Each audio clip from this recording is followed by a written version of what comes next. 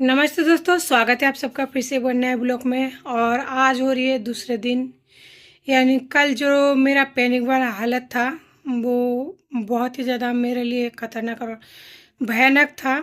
इतने ज़्यादा खराब हालत हुई थी मेरी पति के जाने के बाद में फर्स्ट टाइम ऐसा था।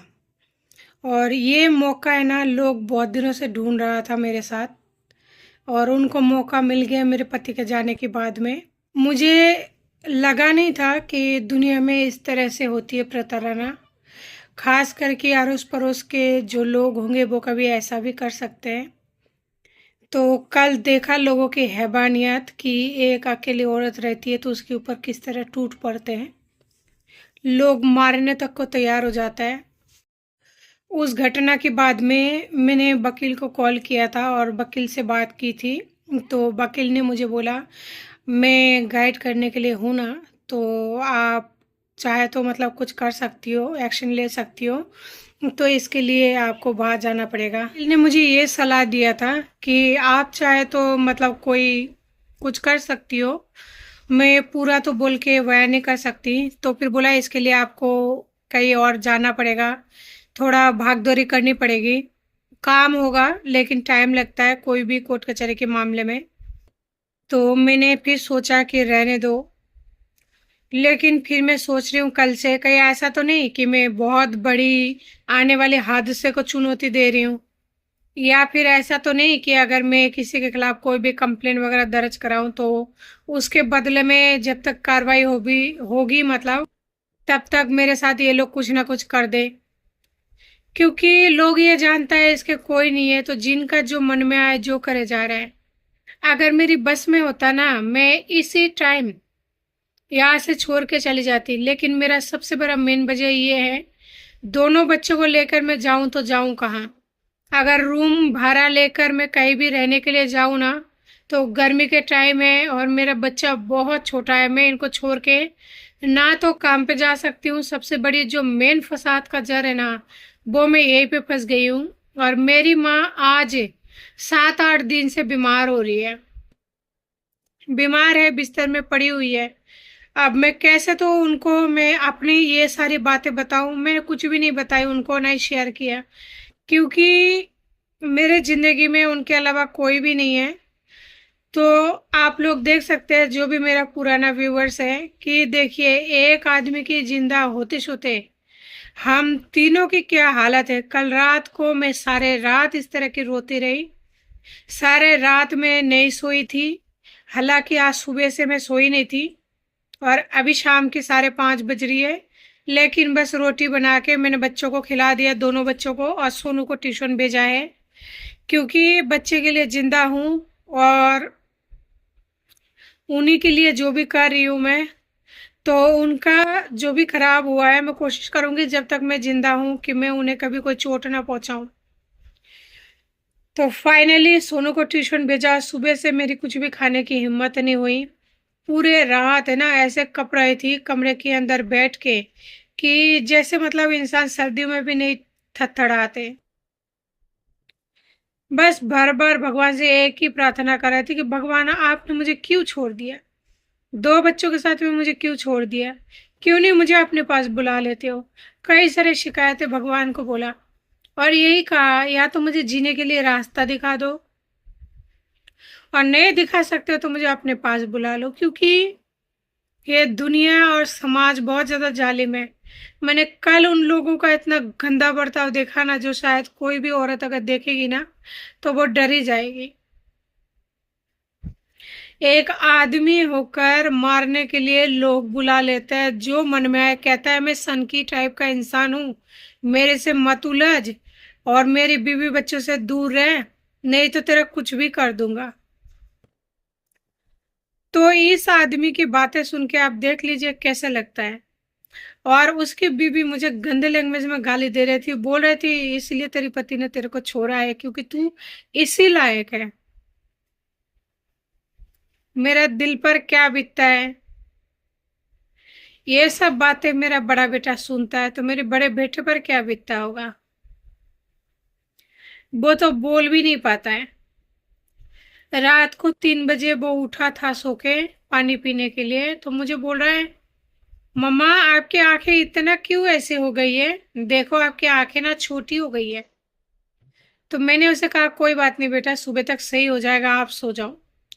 फिर मैंने सोचा उसे बुरा लग रहा होगा, फ्रिज में मैं ऐसे तो बर्फ का पानी वगैरह कुछ नहीं रखती हूँ, एक ग्लास में डीप फ्रिज में पानी रखी, पानी निकाल के आंखों में सिकाई किया ठंडे पानी का, यानी जो बर्फ का ग्लास उसका। फिर थोड़ा बहुत चाय बना के पी। उसके बाद में सारा रात से अभी तक कुछ भी नहीं खाया ना पिया है। ऐसी सदमा लगी है ना, कानों में सिर्फ एक ही बात गूंज रहा है कि मेरी बीवी बच्चों से दूर रहना, मैं सनकी टाइप का इंसान हूं, मैं सनकी हूं, कुछ कर दूंगा, मेरे से बच के रहना। और एक दूसरा सवाल ये गूंज रहा है, इसीलिए तेरे पति ने तेरे को छोड़ा है, क्या है तेरी जिंदगी। बहुत सारे ऐसे सारे बातें हैं ना जहां बहुत तकलीफ हो रही है, बहुत चोट हो रही है, नहीं समझ पा रहे हो, हाथ पैर काम ही नहीं कर रहा है। बहुत ज्यादा डर सा लग रहा है कि अगर कंप्लेन करूं तो उसके बाद में ये लोग और ज्यादा भड़केंगे और ज्यादा परेशान करेंगे, नहीं करूं तो भी ऐसे परेशानी, अगर मैं कहीं छोड़ के जाऊं तो नहीं जा सकती, बच्चे छोटे हैं। मैं सोची थी कि है ना, ज्यादा नहीं तो कम से कम 1 साल में और इंतजार करूंगी इस जगह, रुक कर 1 साल और इंतजार करूंगी ताकि छोटू मेरा थोड़ा सा बड़ा हो जाए। लेकिन मुझे नहीं पता कब तक मैं ये कर पाऊंगी। मेरे ऊपर लोग बहुत बुरी तरह से हावी हो रहा है। ससुराल वालों ने तो साफ ही कह दिया कि हम तुम्हें जानते ही नहीं है, कौन है तू। तो 15 साल के रिश्तों में ससुराल वालों ने ऐसे जवाब दे दिया। पति छोड़ के चला गया, उसी की वजह से ये सब कारनामा हो रहा है, क्योंकि लोग जानते ही अकेली है। लोग घर में घुसकर मारने को तैयार है, और जब तक पुलिस आएंगे, फोन मिलेगा, कार्रवाई होगी, तब तक इंसान मर चुका होगा। और मेरी मरने के बाद कौन है, क्या है, कौन है जो मेरा पक्ष लेके कुछ करेगा, कोई है। मैं किसी को कुछ ही नहीं बोलती हूँ, अपने घर में रहती हूँ 24 घंटा चार दीवारी में। एक्चुअली बात ये हुई थी, मेरी जो टंकी है ना पानी की टंकी में जिनके साथ झगड़ा हुआ था, उनके बेटे ने छेद कर दिया 500 लीटर पानी की टंकी में छेद कर दिया। मैं उनको बोलने गई तो उस बात पर लड़ाई हुआ, लड़ाई इतना ज्यादा बढ़ गई कि गेट के पास में आके, मुझे नहीं पता यह बातें कहना सही होगा कि नहीं, गेट के पास में आके माचिस जला दिया। और मेरा लकड़ी का गेट है, गेट में ही मतलब कोने में जला दिया।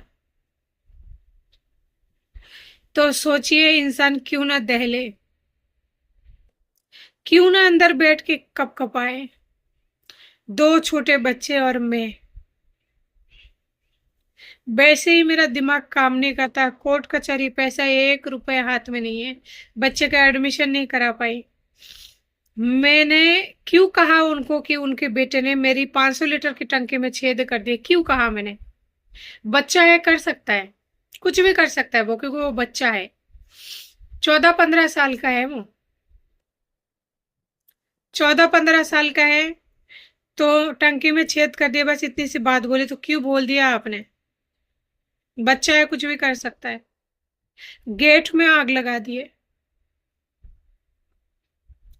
और मेरे मासूम बच्चे तो खेल रहे थे। इसी बात को लेकर गेट में आग लगाने के बाद में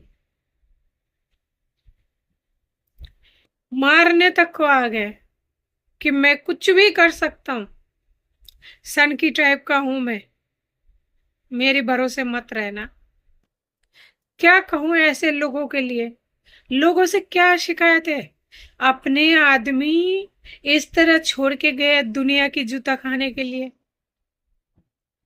इसी दिन को दिखाने के लिए वो छोड़ के गए ना मुझे, कि तू रह अकेले, दुनिया का सामना कर, दो बच्चों के साथ में।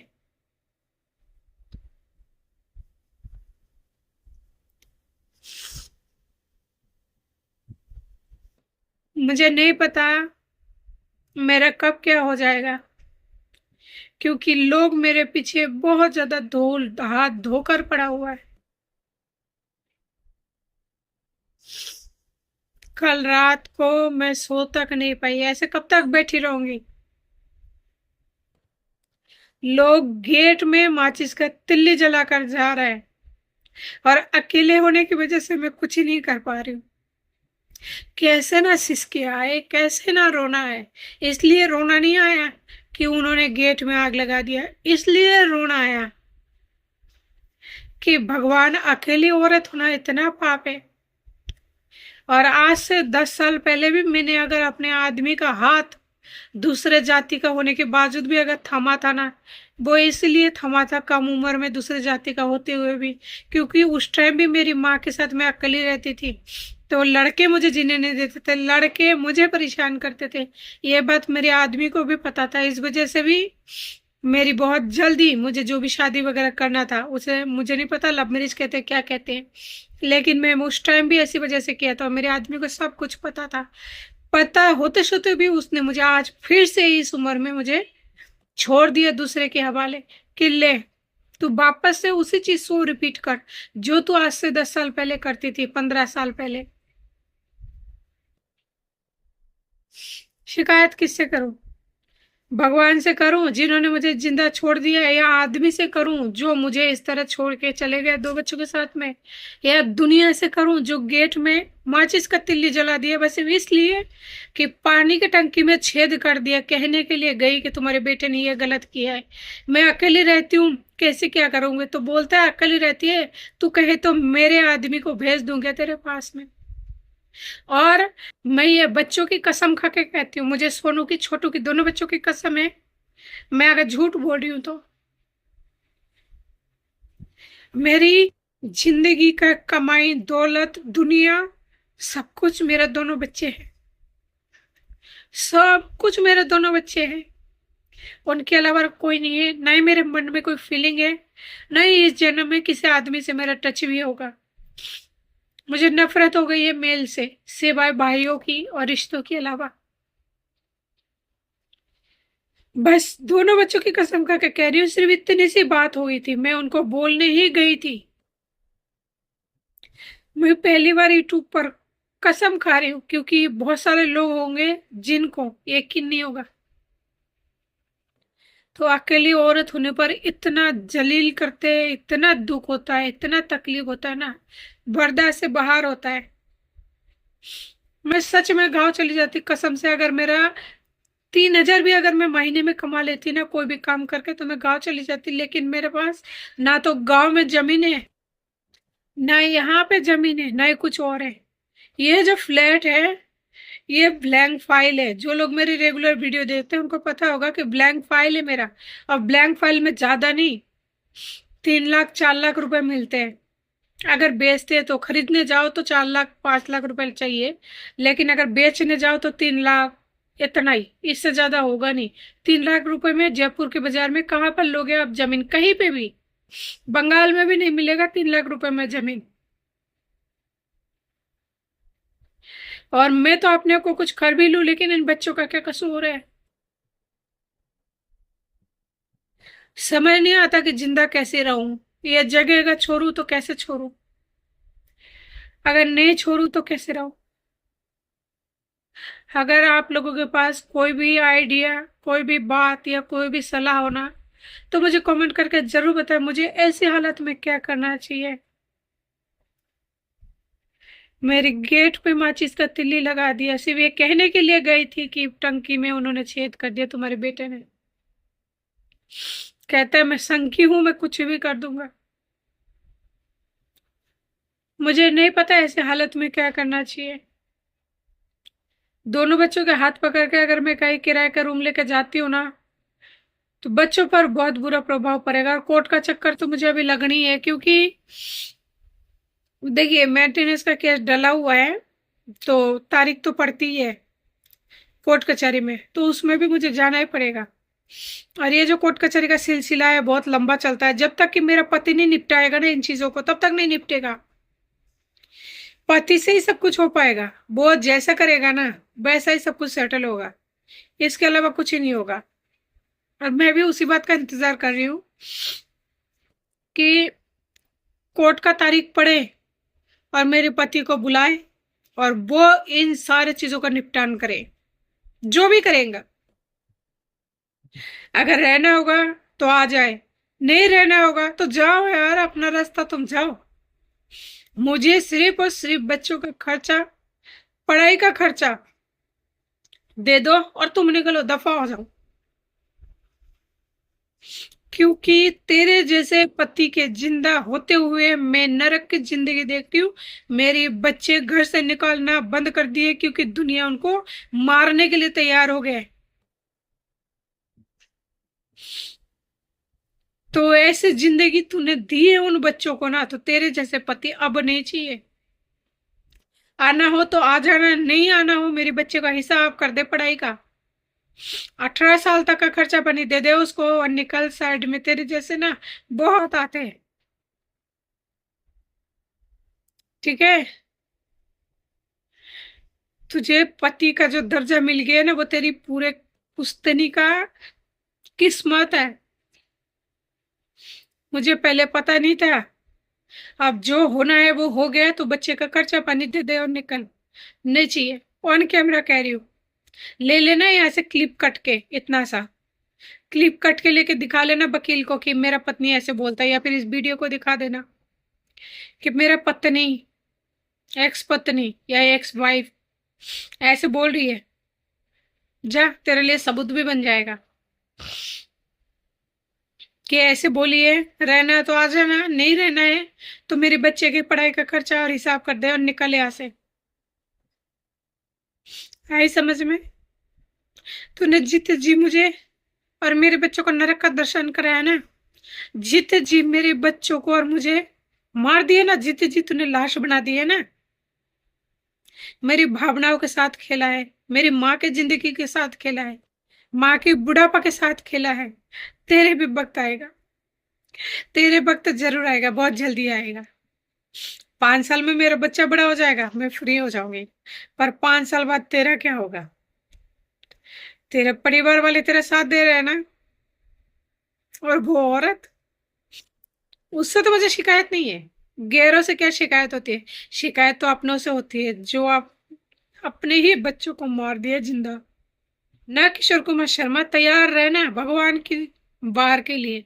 मैं तो दुनिया वालों को झेल रही हूँ, और अगर मुझे कुछ हो जाता है ना, अगर मेरा बच्चा अनाथ हो जाता है ना, तो तू भी देखना इस दुनिया में, धरती में भगवान है कि नहीं, देखूंगी मैं भी।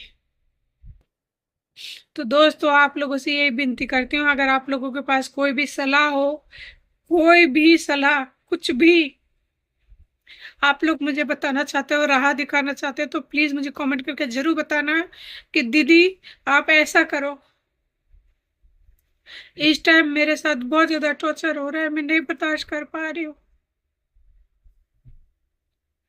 तो आज की वीडियो को इसी के साथ एंड करती हूँ। नमस्ते।